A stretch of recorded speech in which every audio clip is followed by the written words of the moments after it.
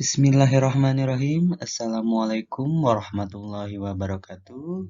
Kembali lagi bersama kami di mata kuliah Teknik Industri. Nah, di sini kita akan mempresentasikan beberapa studi kasus, yaitu yang pertama, simulasi kejadian diskrit, yang kedua, simulasi Monte Carlo, yang ketiga, simulasi lintasan produksi. Ini adalah tugas kelompok pada mata kuliah Simulasi Industri, kelas 1002 Malang. Dan yang beranggotakan Daud Aji Firdaus, Eko Prasetyanto, Jian Anggara, Ilham Hidayat Fajar Octavia. Yang diampu oleh dosen kita yaitu Ibu Afni Khadijah.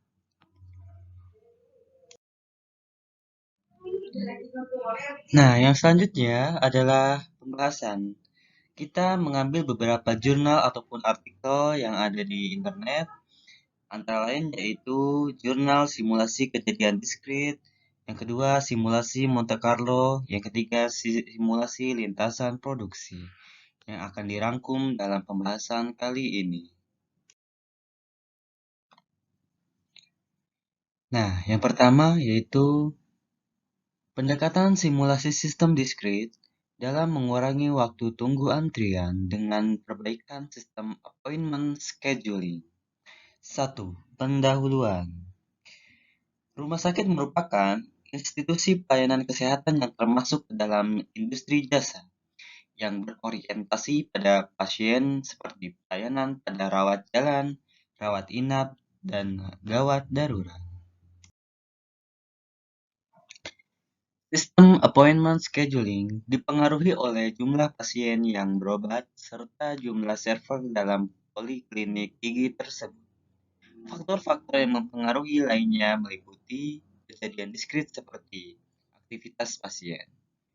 Aktivitas pasien meliputi kedatangan pasien, pengecekan administrasi, dan pemeriksaan pasien.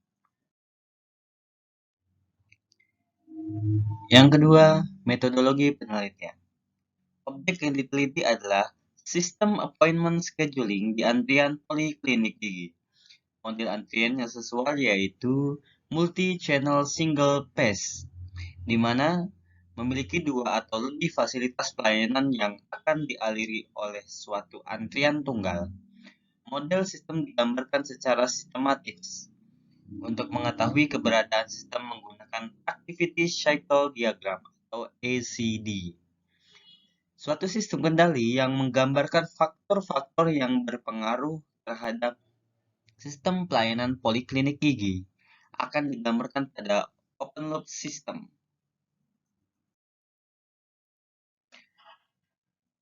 Nah, ini adalah gambar dari ACD Poliklinik Gigi RS PKU Muhammadiyah Yogyakarta. Nah, di sini ada layout yaitu berupa pasien datang, selanjutnya mengecek administrasi, yang selanjutnya yaitu pemeriksaan dokter, dan seterusnya yaitu ada pasien keluar. Keterangan bisa dilihat pada gambar yang ada di sini. Nah, seterusnya yaitu di sini ada gambar open loop sistem poliklinik gigi. Bisa dilihat dan bisa diperhatikan dengan seksama. Hasil dan pembahasan. Langkah pertama yaitu melakukan pengujian normalitas data untuk mengetahui data terdistribusi normal atau tidak. Pengujian ini menggunakan uji Kolmogorov-Smirnov atau Shapiro-Wilk. Perbedaan penggunaan kedua metode ini terletak pada jumlah data yang akan diuji. Uji Kolmogorov-Smirnov digunakan untuk data yang berjumlah lebih dari 50 yang sesuai, sedangkan uji Shapiro-Wilk digunakan untuk data kurang dari 50. Pengujian normalitas dilakukan terhadap data jumlah pasien, data waktu waktu kedatangan pasien, dan waktu pelayanan pasien.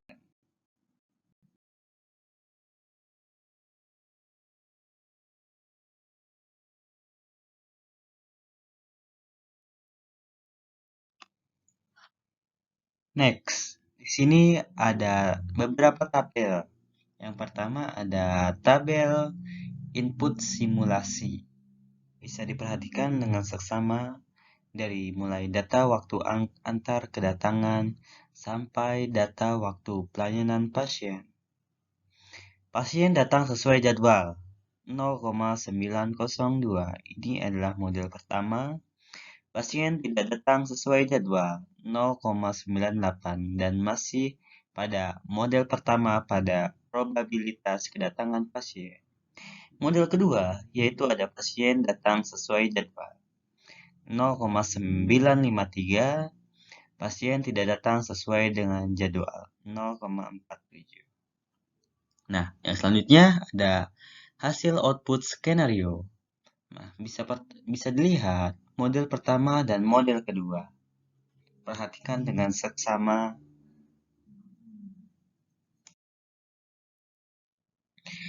Nah, tahap selanjutnya yaitu ada analisa hasil. Di sini ada tabel berupa rekomendasi penjadwalan kedatangan pasien model pertama dan model kedua.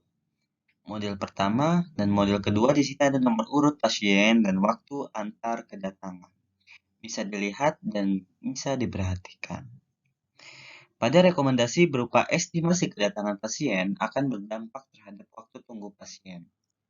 Hingga pasien akan mengalami waktu tunggu yang tidak terlalu lama, seperti sebelum diterapkannya suatu rekomendasi tersebut.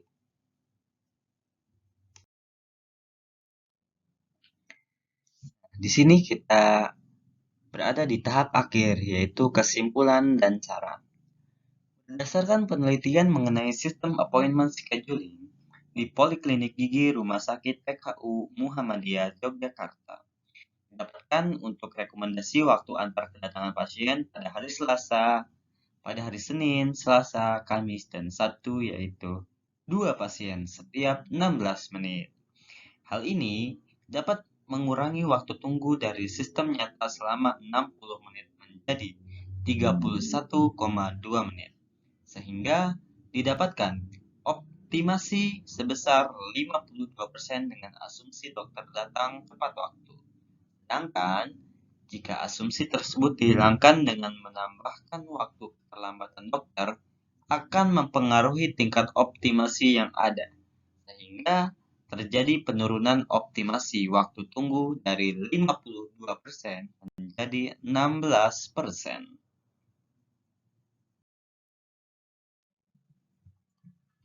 Nah, materi berikutnya yaitu di sini ada simulasi Monte Carlo dengan judul yaitu simulasi penjadwalan proyek pembangunan jembatan gantung dengan metode Monte Carlo.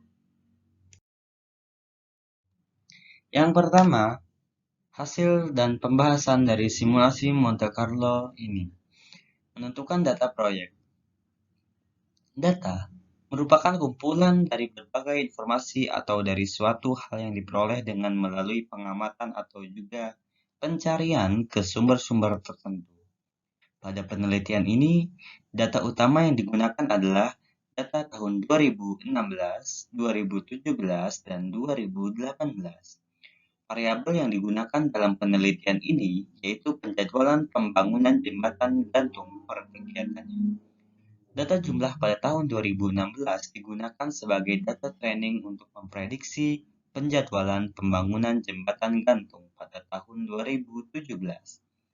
Data tahun 2017 digunakan sebagai data training untuk memprediksi penjadwalan pembangunan jembatan gantung di tahun 2018.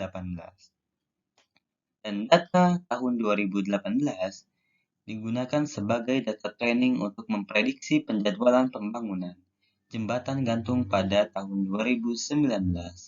Data dari masing-masing proyek untuk setiap tahunnya memiliki 10 kegiatan dengan volume dan lama pengerjaan yang berbeda-beda yang disajikan pada tabel 1, tabel 2, dan tabel 3. Nah, yang selanjutnya di tabel data penjadwalan pembangunan ini ada tabel 1, data penjadwalan pembangunan jembatan gantung pada tahun 2016.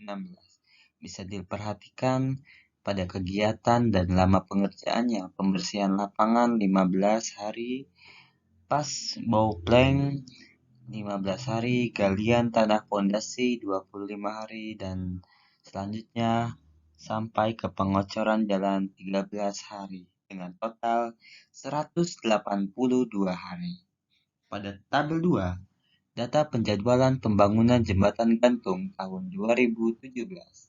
Kegiatan dan lama pengerjaan dari pembersihan lapangan dari 10 hari sampai pada pengecoran jalan di 8 hari dengan keseluruhan total 164 hari.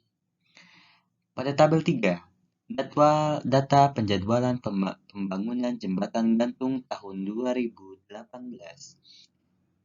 Dari pembersihan lapangan sampai pengecoran jalan mempunyai total 166 hari di tahun 2018.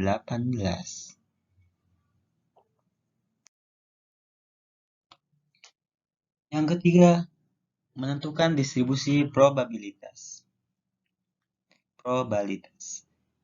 Menghitung nilai probabilitas data tahun 2016 berdasarkan data yang ada pada tabel 1.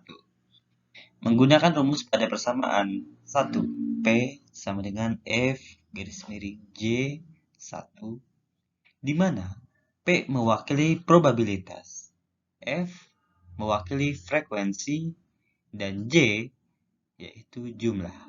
Maka hasil perhitungannya adalah P1 15 per 182 sama dengan 0,08.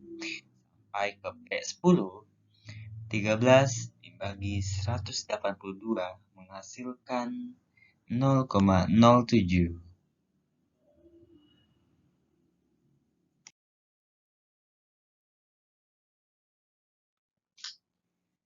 Membangun distribusi probabilitas kumulatif. Distribusi probabilitas kumulatif diperoleh dari hasil penjumlahan nilai distribusi probabilitas dengan jumlah nilai distribusi probabilitas sebelumnya, kecuali untuk nilai distribusi probabilitas kumulatif yang pertama, di mana nilai probabilitas kumulatifnya sama dengan probabilitas variabel itu sendiri.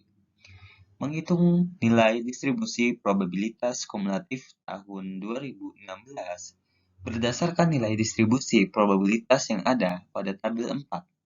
Proses perhitungan distribusi probabilitas kumulatif sebagai berikut.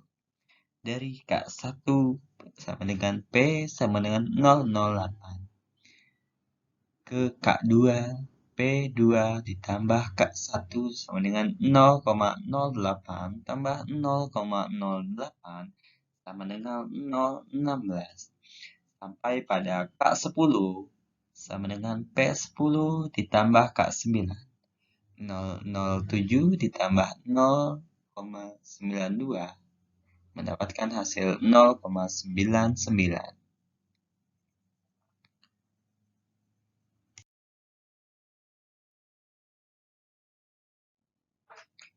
Rekap hasil perhitungan distribusi probabilitas kumulatif dapat dilihat pada tabel di bawah ini. Tabel 5 distribusi probabilitas kumulatif 2016. Kita lihat dari pembersihan lapangan sampai pengecoran jalan. Distribusi probabilitas dan distribusi kumulatif. Bisa diperhatikan tabelnya. Dan selanjutnya di sini ada tabel 6. Interval angka random 2016 dari kegiatan probabilitas kumulatif, internal angka random dari awal sampai akhir. Bisa diperhatikan tabelnya. Di tabel 7 ada angka acak dari nomor 1 sampai 10. Dan di tabel 8 hasil simulasi prediksi untuk tahun 2017 dari kegiatan, lama pengerjaan hari, dari data real, hasil simulasi sampai ke tingkat akurasi persentase bisa diperhatikan pada tabel-tabel berikut ini.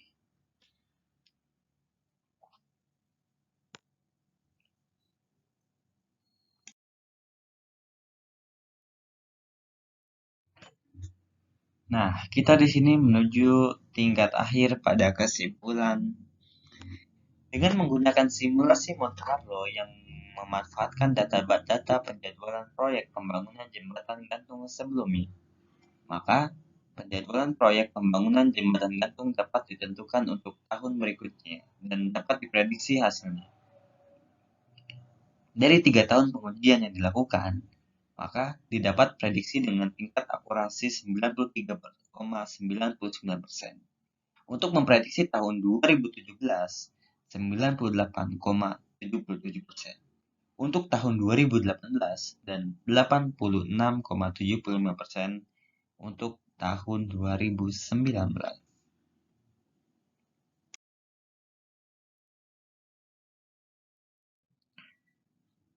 Pada pembahasan selanjutnya yaitu di sini simulasi lintasan produksi dengan judul Perancangan Keseimbangan Lintasan Produksi menggunakan pendekatan simulasi metode rank positional weight.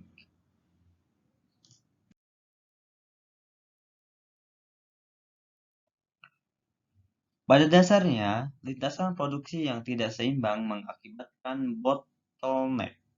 Bottleneck adalah suatu kondisi di mana beberapa stasiun kerja melakukan proses penuh dan beberapa stasiun kerja lainnya dalam kondisi menganggur karena menunggu input dari stasiun kerja sebelumnya.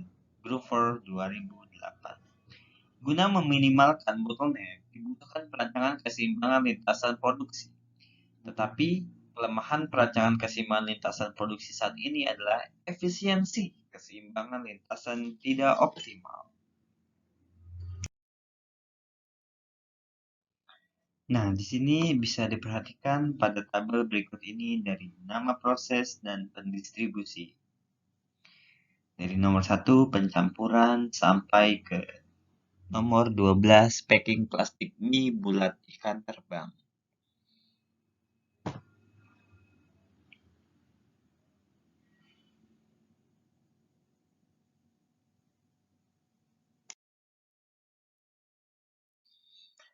Usulan perbaikan lintasan produksi skenario 1 pada skenario pertama dilakukan perancangan keseimbangan lintasan produksi dengan menggunakan metode rank positional weight untuk mengalokasikan jumlah stasiun kerja yang optimal pada sistem produksi dan menganalisis nilai efisiensi keseimbangan lintasan produksi pada jumlah stasiun kerja yang optimal.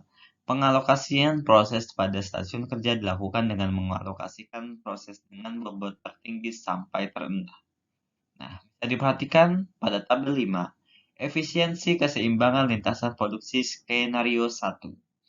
Dari stasiun kerja 1, 2, dan 3, nomor proses, bobot, waktu per detik, waktu stasiun kerja per detik.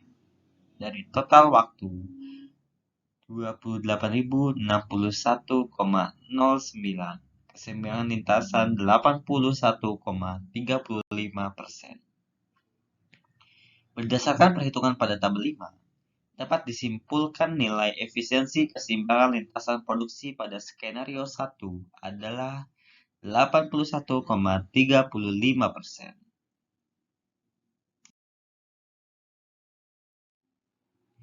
Efisiensi keseimbangan lintasan produksi skenario 2. Perhitungan nilai efisiensi keseimbangan lintasan produksi pada skenario 2 menggunakan metode RPW. Hasil perhitungan terdapat pada tabel 8. Bisa diperhatikan tabel 8. Efisiensi keseimbangan lintasan produksi skenario 2. Stasiun kerja 1, 2, 3. Nomor proses, bobot, waktu per detik, waktu stasiun kerja per detik.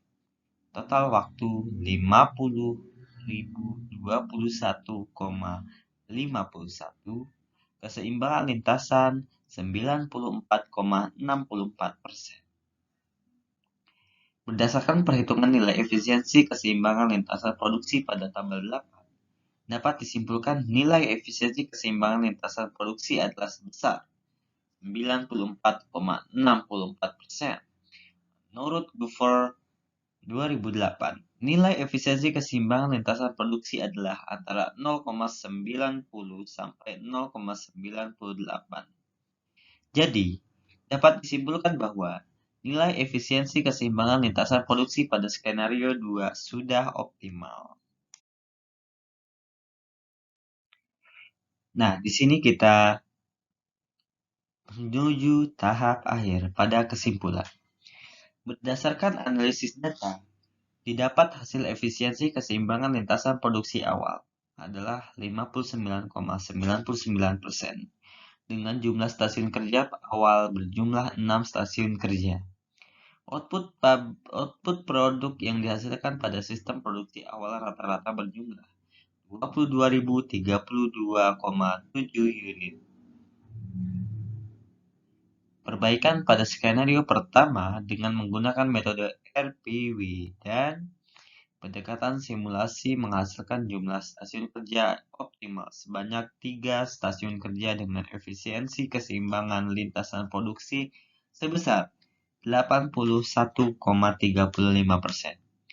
Berdasarkan output hasil simulasi, didapatkan rata-rata output produk pada skenario pertama adalah 22.502,5 unit.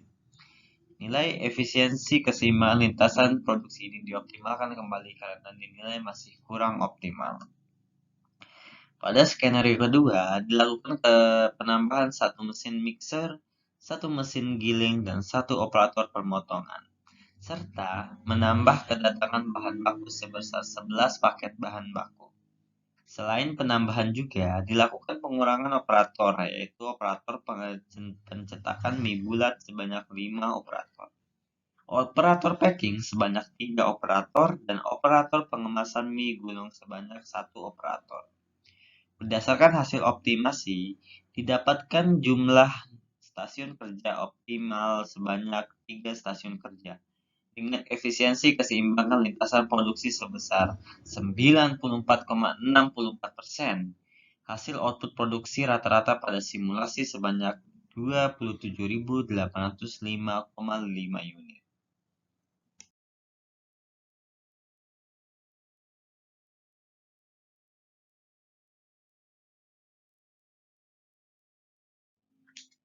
Baiklah, mungkin itu saja yang dapat kami sampaikan. Kurang lebihnya kami mohon maaf.